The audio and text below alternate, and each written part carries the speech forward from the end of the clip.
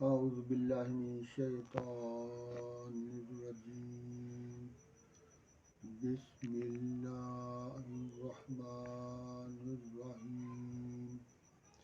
اللهم صل على محمد وعلى آل محمد وبارك وسلم. آج کا موضوع ہے روحانیت کہاں پیدا ہوتی ہے. یہ بہت اہم ترین چیز ہے جس کو آج تک کسی نے بھی نہیں دیکھا. اس کے نہ دیکھنے کی وجہ یہ آئی کہ اکثر جو استادی لیتے ہیں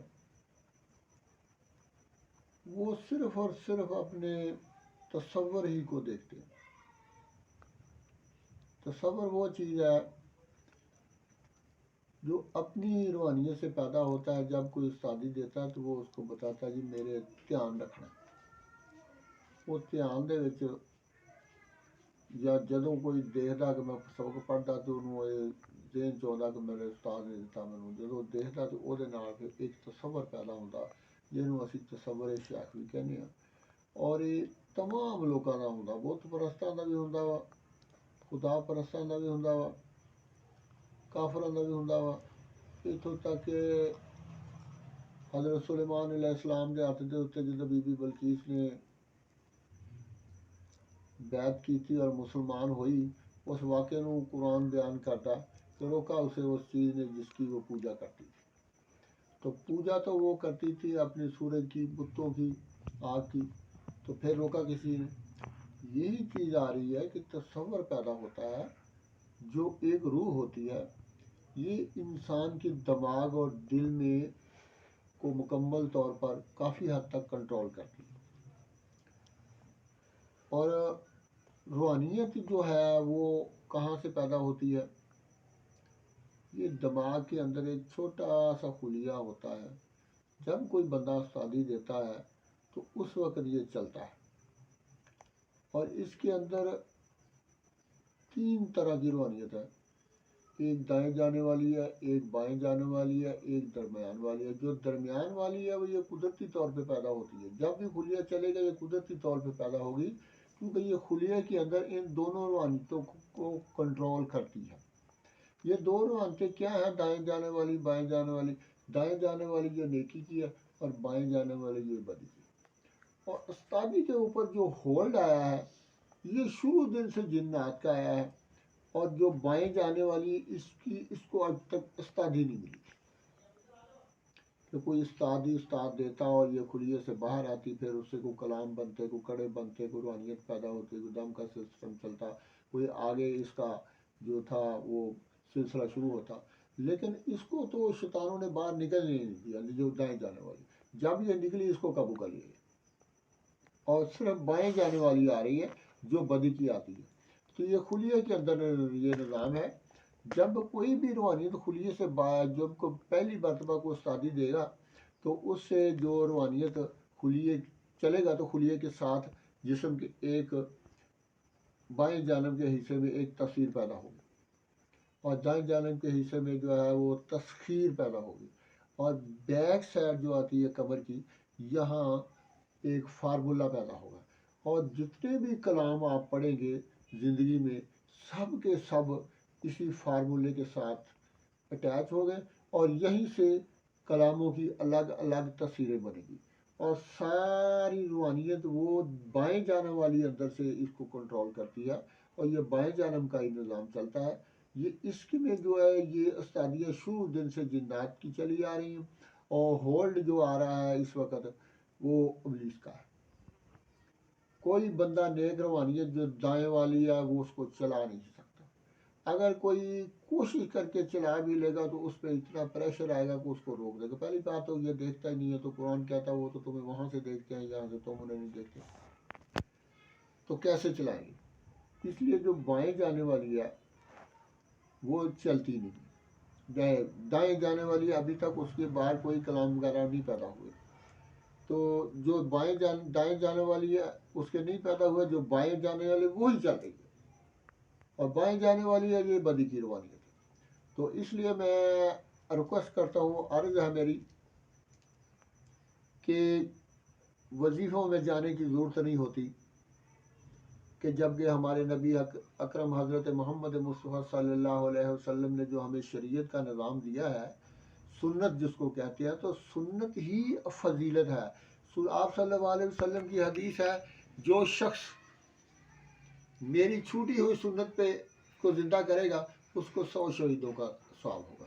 तो 100 शहीदों में ऐसा ही हुआ कि हज़रत दाता मेरी सारी ज़िंदगी करते रहे, इबादत करते रहे, शरीयत पे अमल करते रहे कि कभी मेरा बातन का निज़ाम जो है ये खुल जाए, मुझे नज़र आना शुरू हो जाए।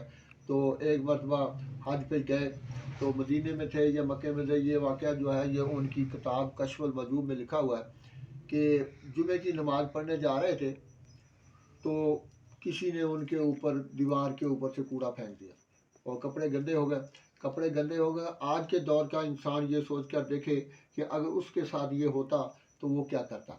सबसे पहले तो वो उसकी माँ बहन एक कर देता, उसको गाली देता, अगर ज़ार ना देता तो दिल में तो देता ना, उसको कुछ भी ना करता तो उसको ये तो कह देता तेरा खाना खराब हो। उन्होंने ताता अली ज़वेरी का ध्यान और किसी तरफ नहीं गया, गिरा है पूरा। उन्होंने कहा मेरे नबी की सुन्नत क्या है। तो सुन्नत को जब देखा तो सुन्नत तो ये थी कि वो औरत कूड़ा फेंकती थी, आप मुस्कुरा के गुजर जाते थे।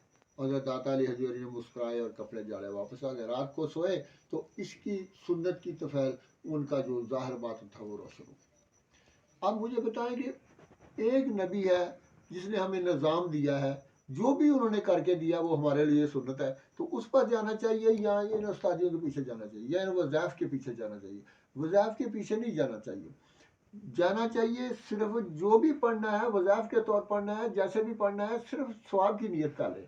सवाब की दी नीयत में उनका कोई अमल दखल नहीं होगा, उस रवानियत का न बदी का होगा, किसी रवानियत का कोई अमल नहीं, सिर्फ आपको सवाब मिलेगा। और सवाब ही के लिए सवाब ही से हमारी निजात होगी और यही हमारे लिए अफजल है। हमें आप सल्लल्लाहु अलैहि वसल्लम की सुन्नत और शरीयत पे अमल करना चाहिए। इससे इन वज़ाइफ़ों के पीछे, इन पीरियों के पीछे, पीरियों का निज़ाम तो ऐसा है कि ये तवील लेने जाते हैं ना, ये बदी के हैं, इनके साथ साये अटैच होते हैं। अदाद क्या है? अदाद तो सारा दिन हम बच्चे लिखते हैं, फाड़ के फेंक देते हैं। जब तक इनको किसी मटीरियल के साथ कनेक्शन नहीं होगा उस वक्त तक ये काम नहीं करेंगे। जब मटीरियल से कनेक्शन होगा तो वही मटीरियल आके तवील के तौर पर काम करेगा। तो मेहरबानी है आपकी, ये चीज़ें वो हैं जो आपको कोई नहीं बताएगा। तो ये मरने के बाद जो है ये यही निज़ाम जो जादू का है, शैतानों का भी जादू का है, वो भी जितना बीमारियों का निज़ाम, जितना भी बीमारियों का निज़ाम, ऑल टू ऑल, सर की दर्द से लेकर कैंसर तक, ये सारा कसरों से पैदा हुआ। इसके पीछे एक मटीरियल, इसको भी मैं बयान करूँगा इंशाअल्लाह अल्लाह के हुक्म से। तो मेरी रिक्वेस्ट ये है कि आप वो ना तो तवीज़ों के पीछे जाएं, कुरान पढ़ते रहें। जब कुरान आप पढ़ेंगे तो मेदे में तो ये निज़ाम बैठे रहेंगे, लेकिन सीने में, चेहरे पे, उस जिस्म के दूसरे हिस्सों से आप महफूज रहेंगे।